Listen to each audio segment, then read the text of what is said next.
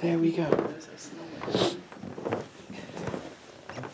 Okay, I'm going to tell a story now. Do we need to separate you guys? No, I'm only kidding. Okay. God has a sense of humor.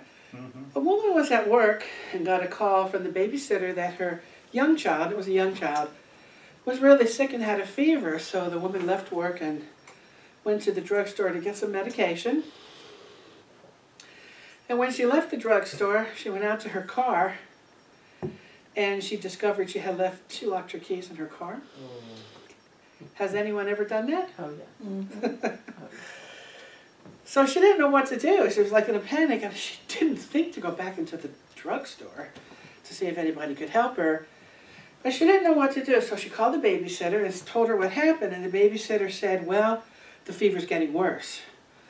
So the mother's about to panic, and the babysitter also says, well, maybe you'll find a coat hanger, a metal wire coat hanger on the ground, or you can find one somewhere, and get the car open that way. So the woman looked around, and lo and behold, there was a rusty coat hanger on the ground, probably from someone else who had done the exact same thing. So she picks up the coat hanger, and it's like, okay, now what do I do? She had no idea what to do with the coat hanger. So she prays and asks God to send her an angel to send her some help. And within 5 minutes, this beat-up motorcycle pulls up with this guy with this long beard, very scruffy looking, has this skull do-rag or whatever on his hair, and walks over to her and says, lady, can I help you? And she goes, oh, God, my child's sick, my keys are in the car. Can you help me get this car open? And she hands him the wire hanger. Within a minute, he has the car open. So it's like, oh, thank you so much. You are such a nice man. And the gentleman says, lady, I'm not a nice man. She goes, I just got out of prison yesterday for car theft. So the woman runs up and hugs him and says, oh my God, I am so thankful. Thank you, God. You set me up professional.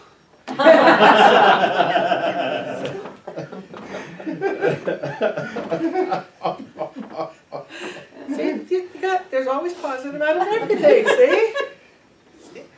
She wasn't scared or anything. That's a good one. I laughed too when I read that story. We're going through the 10 secrets of success and inner peace. And I've noticed that in every chapter, or in every lesson, they're always talking about your life's work. It seems that being able to do your life's work is really the bottom line to feeling successful and having some inner peace. The first secret was to have a mind open to everything and attached to nothing. The second secret was, don't die while your music is still in you. And now this third secret is, you can't give away what you don't have. And I want to make it clear, it is not material possessions for the pack rats among us. It does not mean material possessions.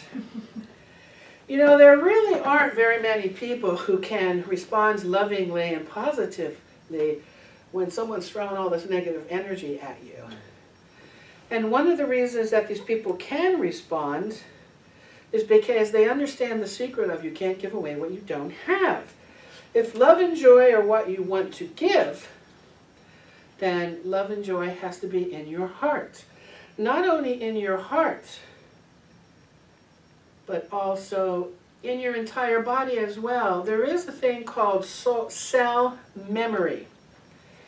And your cells remember everything that's happened to you.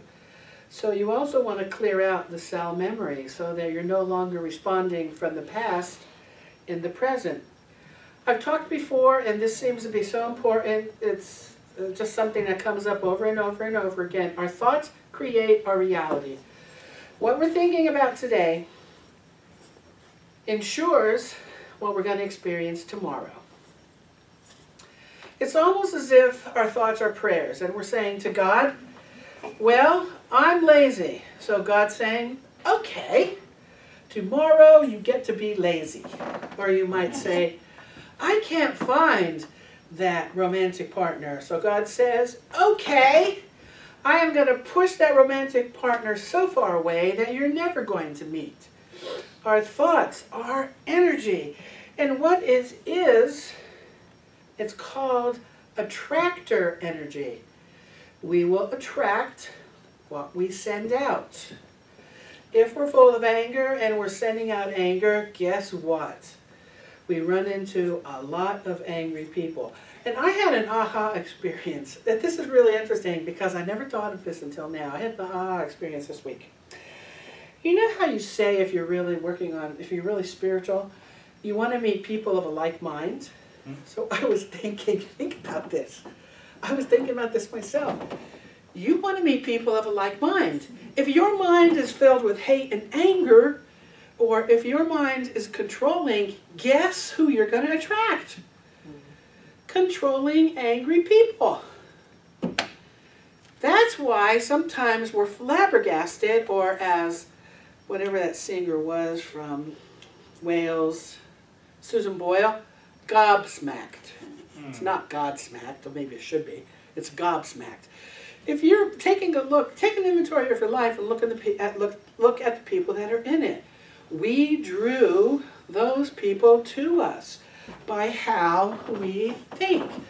So this is just a heads up, but now I know I had all those crazy people in my life. You know, before I did some really intense healing, you're going to attract what you give out. If you're not emotionally available, then you're going to attract a girlfriend or boyfriend or a woman friend, lady friend, man friend, who's also emotionally unavailable. And then you're thinking, what is wrong with this? You're not emotionally available.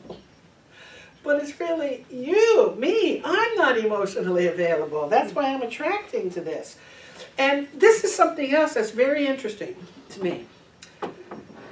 Negative energy vibrates at a low level. Okay.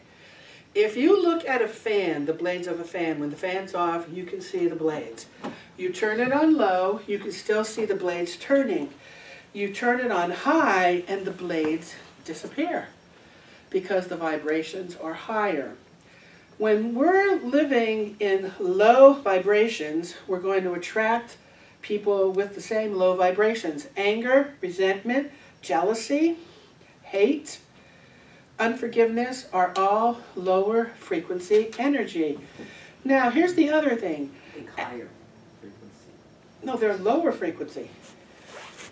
Love is higher. Oh, okay. I got it backwards now. Yeah. Okay. Love is at a higher frequency. That's why as we grow and mature spiritually and we begin to vibrate higher, and what happens is as we vibrate higher, is stuff is going to come up to be healed. So if you're ever doing an affirmation and you think, what the hell? All hell's breaking loose in my life. That's because you're shaking up all the junk because you're vibrating higher. And so all this stuff comes up to be healed. It comes up to show you the parts of you that you haven't come to love yet. And here's another thing. When you start vibrating at a higher level, and you have friends that are still vibrating at a lower level, you're going to PO them off. They are not going to be happy with you. All of a sudden, you're going to notice that you're not speaking the same language. It's like, what the heck? We're not communicating very well. Or they're going to be angry, or you're going to have a lot of conflict. That's because the vibrations are different. And as we vibrate higher and higher and higher, there's no need to be on the earth plane anymore. We become invisible. Our body becomes invisible, and we turn into a light being. This is something else pretty wild. When I was studying to be a licensed Unity teacher, and I became a licensed Unity teacher in 1994, but it took 3 years to get there, I would go out to Unity Village, which is in Missouri, St. Louis, not St. Louis, Lee's Summit, which is near Kansas City, Missouri. And it was really interesting because I went there 3 or 4 summers in a row because you have to go, there are certain classes you have to take there. And it was so freaky because when I would go there, and it didn't, always in the summer because I was teaching still, I would be there in the summer, and they always had like a lounge where the students could hang out, and there was a TV in the lounge and like a piano, and games that you could play because y'all had your own rooms and they had a lounge. And we would always watch Star Trek, The Next Generation. And it was really freaky because on Star Trek, there was always a story about this man who turned into a light being. Every single summer, that same story was on while I was there. Is that freaky or what? Turned into a light being. So I thought that was so wild because that's what happens. We turn into light. And when we turn into light, and it's the photon kind of light that you really can't see. It's not the light that you can switch on. So what are one of the secrets? If you want to vibrate at a higher level, what is the secret to vibrating at a higher level? It's self-love. That's why I put that little card in your bulletin today. That's one way, that's something you can do every day to love yourself. You really get to find out how much you love yourself when you look in the mirror and you can say to yourself, Donna, you are the most beautiful woman I've ever seen. And if you gag, or start coughing, or have to turn away, you're not there yet. But when you can say, Donna, look in that mirror, look right in your eyes, you are the most beautiful woman I've ever seen, I love you, and you can feel good about it, then you know you have arrived. It's all about self-love. Now, one thing that you can do is you can imagine that there's someone there supporting you. It could be spirit, could be the goddess, could be a spirit guide, could be an angel. And this angel is always sending you light and love. And so you can get to the place where you can accept this light and love. And then what happens is, as you start to accept this light and love and come to love yourself, you're going to radiate that light and love out towards other people. And when you start radiating light and love out to other people, that's who's going to be in your life. People who are light-filled. People who also love themselves. That's who you're going to attract. The law of attraction, I'm sure you've heard about that. That's what the law of attraction is about. Although people think the law of attraction is about trying to manifest something, it's also about what we draw into our lives through our own thinking. If your consciousness is gimme, gimme, gimme, you're going to end up with people who are gimme, gimme, gimme. If you're a taker and not a giver, you're going to run into people who are also takers. Then you're going to feel used. You know? It's like this endless cycle thing going on. So if you wanted to give someone a dozen oranges, you'd have to be in possession of those dozen oranges. Am I right? So if you don't have this self-love and this peace and this harmony within yourself, you're not going to be able to give it away.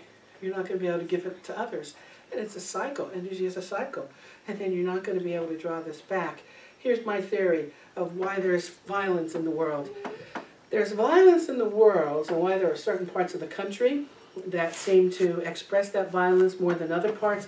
This is my personal theory, not a unity teaching, but my personal theory. Because everything that we put out there is in mass consciousness, in race consciousness. It's out there. We put it out there, it's floating around in the universe. When we get angry because someone cuts us off in line, we do a shot of anger out into the universe.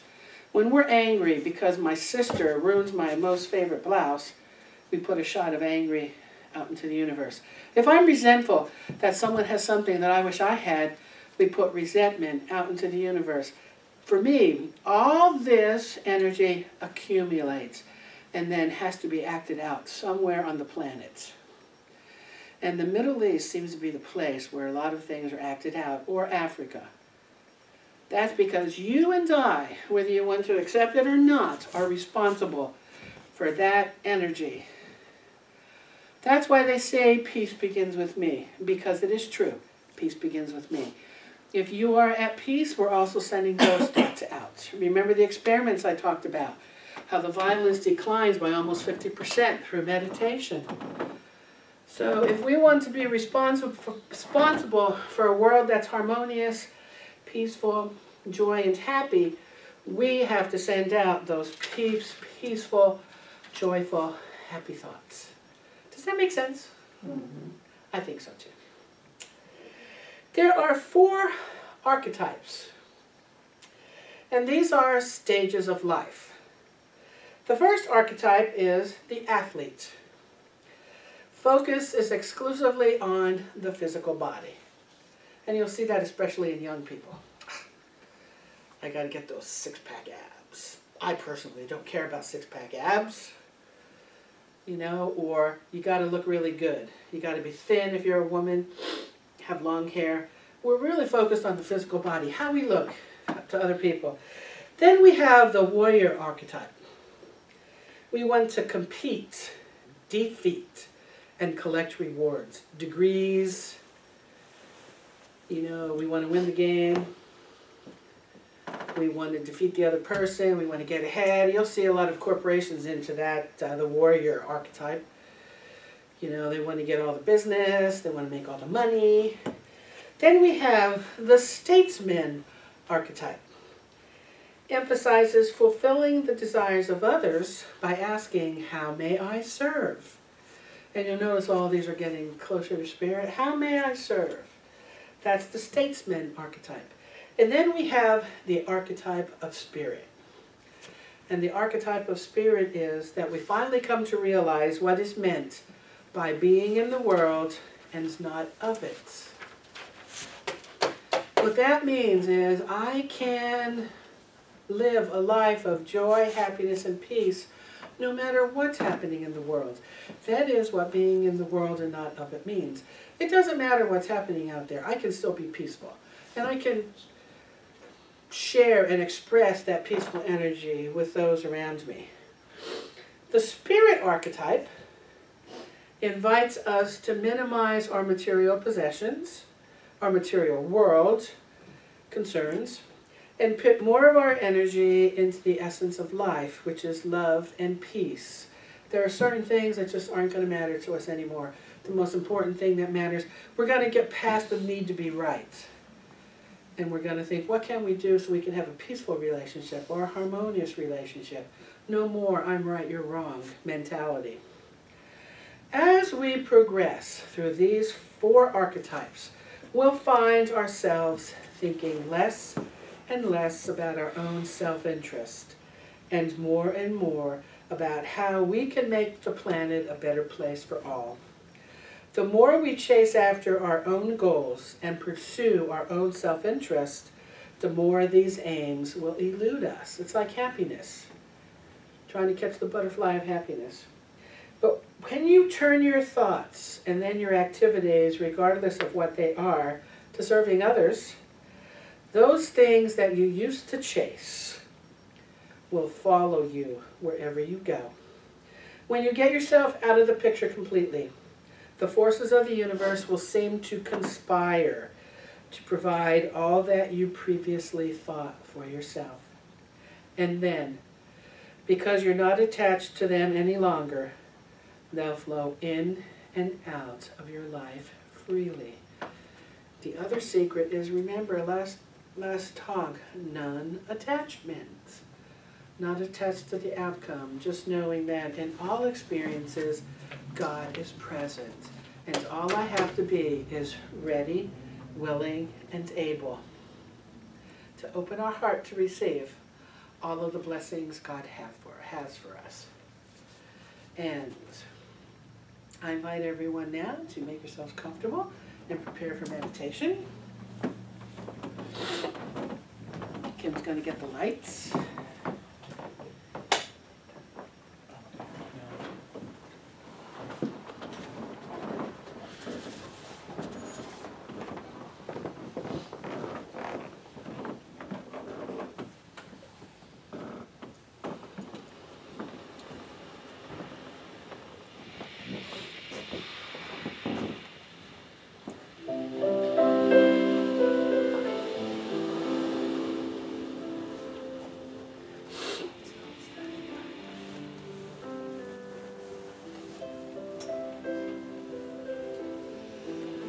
I invite everyone to gently close their eyes. The reason for closing your eyes during a meditation is to remove any visual distractions. So you're not distracted by things that you might see visually. And now I invite you to relax your body. And there are two ways to do that. To scan through your body. And if you notice any area of tension, like in your shoulders, a lot of people hold it in their shoulders, their lower back, maybe your knees, just give those parts of your body permission to relax. And the other way to relax your body is to use your breath. Take a long, slow breath in, like to the count of 4, and then hold it for the count of 4. And then to the count of 4, slowly release it. And as you're releasing, just imagine this wave of relaxation coming across your body.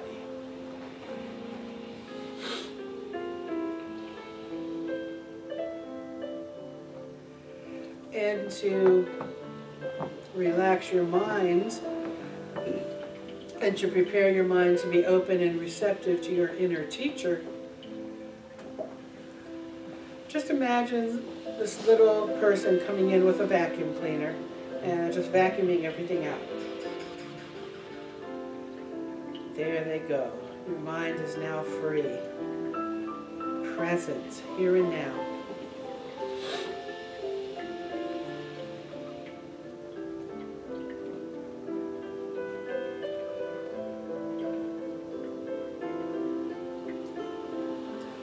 I invite you to bring to mind any ways that you feel you're not at peace.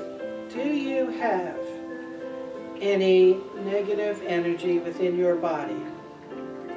In the past week, have you been angry with anybody or at your computer because it isn't working? Have you been angry because someone cut in front of you in line?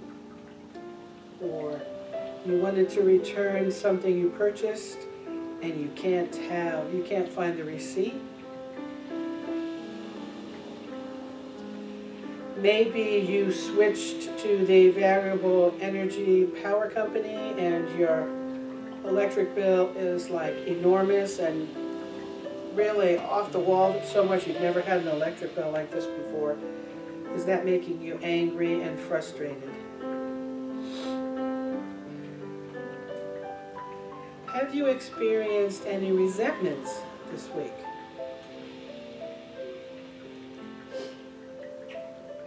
Resentment toward a neighbor, friend, family member, the government.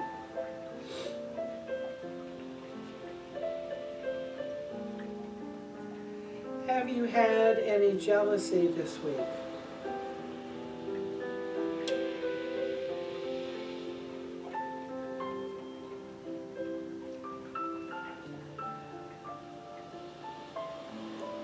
Do you hold any unforgiving thoughts toward anyone, even yourself or your God? Maybe you expected God to do something in a situation and nothing happened.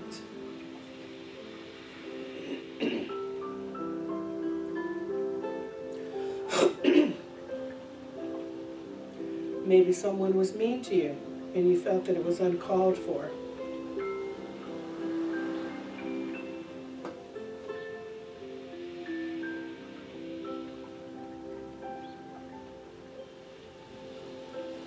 I want to invite you to send love and peace to anyone that came up in your mind as I ask those questions. And yes, you can send peace to objects and animals. Because remember, whatever you send out will come back to you multiplied.